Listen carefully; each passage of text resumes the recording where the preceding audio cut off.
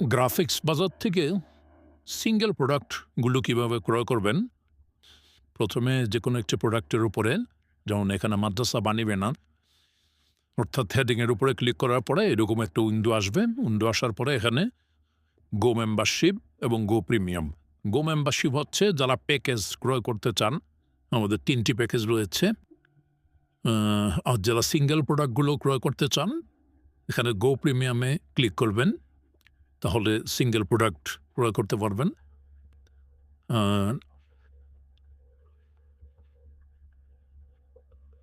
গো প্রিমিয়ামে click করার পরে এখানে ভিউ কার্টে আসবেন। ভিউ কার্টে ক্লিক করার পর আমাদের বিলিং অপশন আসবে। প্রসেস টু চেক আউট অপশনে ক্লিক করবেন। তারপর এখানে চেক আউট অপশনে বিলিং ডিটেলস চলে আসবে। বিলিং ডিটেলসে আপনার নাম এবং ফার্স্ট নেম, লাস্ট নেম, ঠিকানা, পূর্ণাঙ্গ দিবেন, সঠিক ঠিকানা এবং সঠিক ইনফরমেশনগুলো এখানে দিবেন অবশ্যই। আর এখানে ইমেল এবং ফোন নাম্বারটি অবশ্যই যেই নাম্বার থেকে পেমেন্ট করবেন ওই নাম্বারটি ফোন নাম্বার হিসেবে দেওয়ার চেষ্টা করবেন। তাহলে আপনার পেমেন্টের সময় নাম্বার দিতে হবে না। ফোন নাম্বারটি বিকাশ নাম্বার বা অর্থাৎ নগদ বিকাশ পকেট নাম্বার দেওয়ার চেষ্টা করবেন এবং ইমেল অ্যাড্রেসটি অবশ্যই সঠিক দিতে হবে।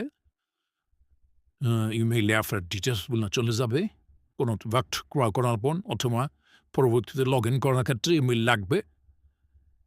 এখানে তারপর privacy policy, terms and condition, video পড়ার ইচ্ছা থাকে পড়ে নেবেন। এখানে ক্লিক করে আই হ্যাভ, এখানে ক্লিক করে প্লেস অর্ডারে ক্লিক করবেন। প্লেস অর্ডারে ক্লিক করার পরে সরাসরি পেমেন্টের অপশনে চলে আসবে। এখানে মোবাইল ব্যাংকিংয়ের মাধ্যমে বিকাশ, নগদ, রকেট রয়েছে। আপনারা যে কোনো একটি বেছে নেবেন। বিকাশ থেকে নাম্বারটি অটো উঠে গেছে। এখানে নাম্বারটি আগে থেকে দেওয়ার কারণে আগে থেকে ফিল আপ হয়ে আছে, কনফার্ম করবেন। তারপর একটি ভেরিফিকেশন কোড আপনার ফোনে চলে যাবে। সেই ভেরিফিকেশন কোডটি এখানে এন্ট্রি করবেন। ভেরিফিকেশন কোডটি অবশ্যই 20 সেকেন্ডের মধ্যে এখানে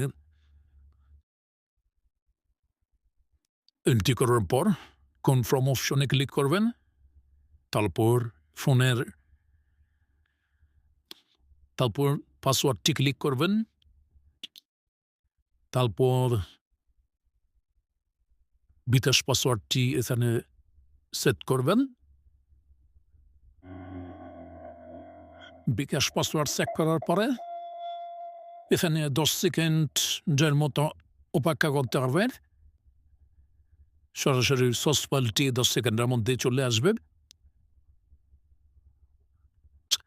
এখানে দেখতে পাচ্ছেন অলরেডি সোর্স ফাইলটি চলে আসছে। সোর্স ফাইলে এখানে ক্লিক করার পর ডাউনলোড অটোমেটিক ডাউনলোড হয়ে যাবে। ডাউনলোড হওয়ার পর আপনারা ফাইলটি এডিটিং সোর্স ফাইল হিসেবে, এডিটেবল ফাইল হিসেবে পেয়ে যাবেন।